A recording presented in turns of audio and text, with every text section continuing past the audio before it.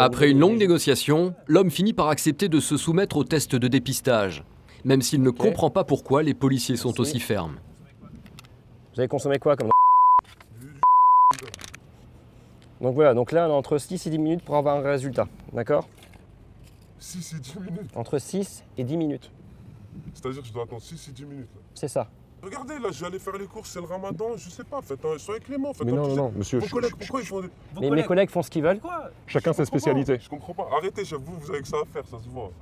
Je comprends pas. Vous n'avez pas de pièce d'identité sur vous? Ça arrive, chef. Bon, en tous les cas, c'est ce qui me permet le dépistage. Parce que je n'ai rien à vous reprocher sur votre conduite, et aucun souci. Pas de problème. Juste, le fait de ne pas avoir de permis de conduire, ça motive le dépistage.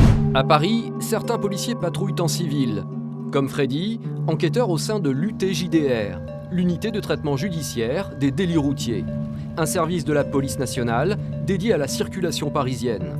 Son rôle, relever les infractions des conducteurs, de la plus minime aux cas les plus graves. Et son instinct ne le trompe jamais. Bonjour. Dès que possible, monsieur, vous allez vous stationner sur la droite, on va vous contrôler. D'accord? Je le sens perturbé avec ses commandes depuis tout à l'heure. Oui.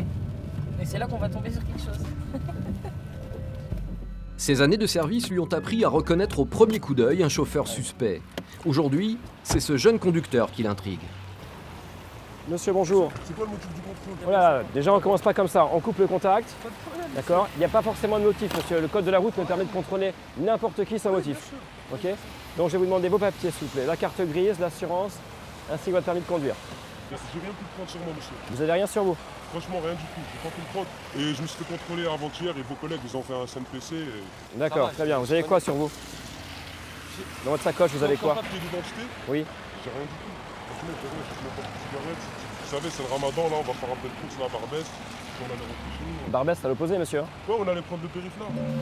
D'accord. L'homme n'a aucun papier à présenter aux policiers pour prouver son identité. Il ne pensait pas se faire contrôler en plein après-midi. Vous allez descendre, d'accord? Vous allez monter dans mon véhicule. Vous allez me donner votre identité. Et ma collègue va s'occuper de votre passager.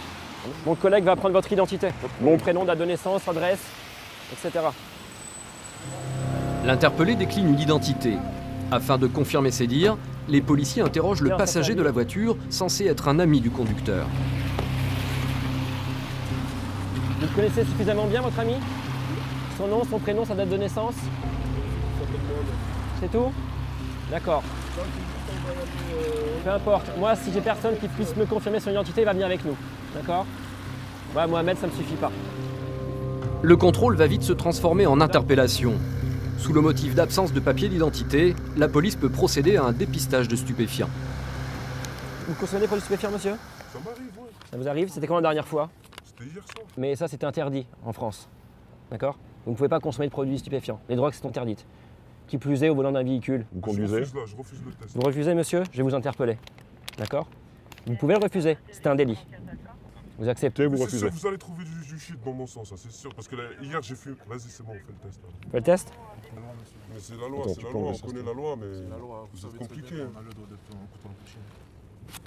Et là, je risque quoi là avec ce test? Je vais vous expliquer. On aura 10 minutes pour Non, mais discuter. dites-moi avant de me faire le test, parce que vous savez que dire, je vais vous expliquer, la loi elle dit ça, la loi elle dit ça. D'accord, Soyez un c'est bonhomme dans positif. votre vie, expliquez-moi ce que... Bah si c'est positif, monsieur. Faites un geste, soyez Bah clément. écoutez-moi, Pour une fois, je vous sais explique. pas, moi. Je vous explique. Il est positif. Vous êtes interpellé.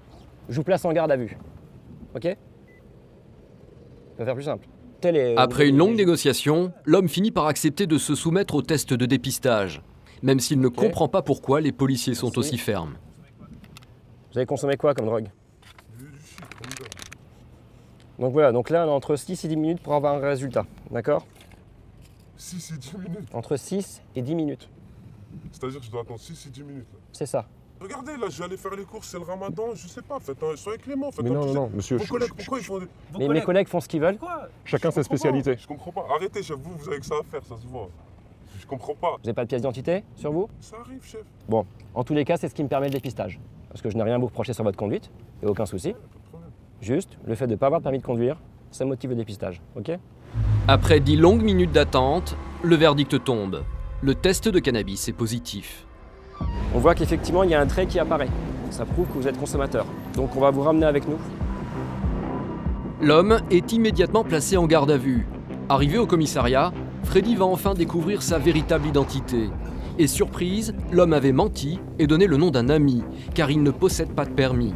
Il est aussi connu pour de multiples méfaits.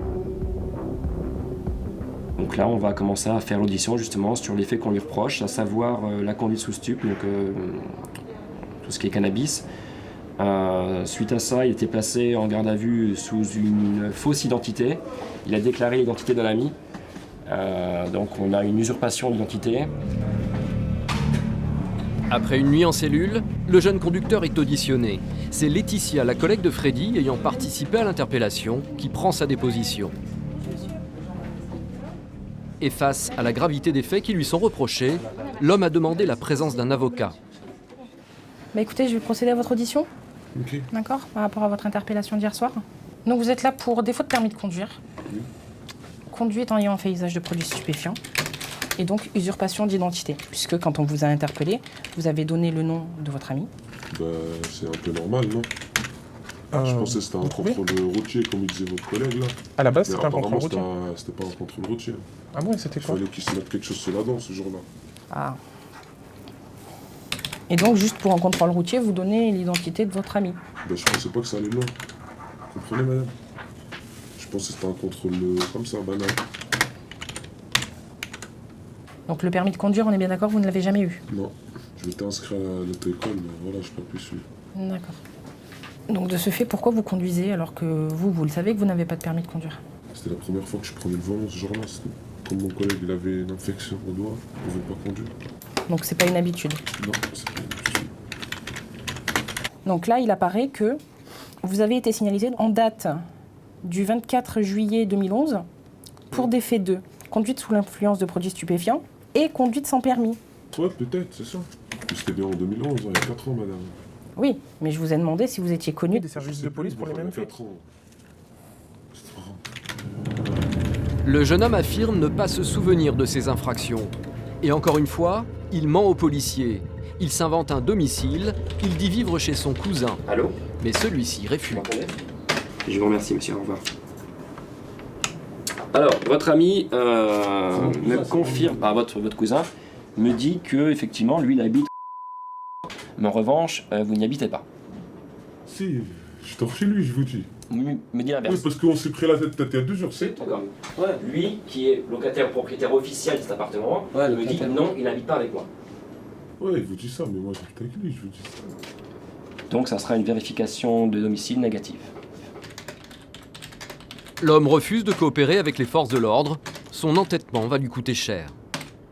Maintenant, vu vos antécédents, votre profil, etc., je vous dis, il y a de fortes chances que vous soyez différent en justice. Pour le coup, ils vont pas forcément vous laisser libre si on n'a pas d'adresse. Parce qu'ils peuvent vous remettre une convocation. Mais je vous dis, je vais chez lui, vous comprenez Oui, pas. mais lui, il nous Je me dit suis que pris non. la tête il y a 2 jours avec lui.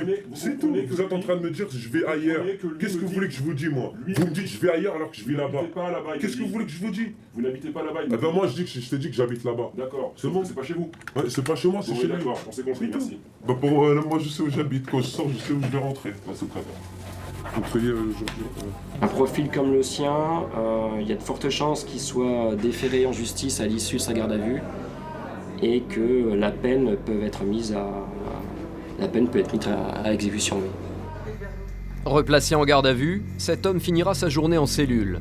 Il sera condamné à 6 mois de prison ferme pour usurpation d'identité et récidive de conduite sans permis.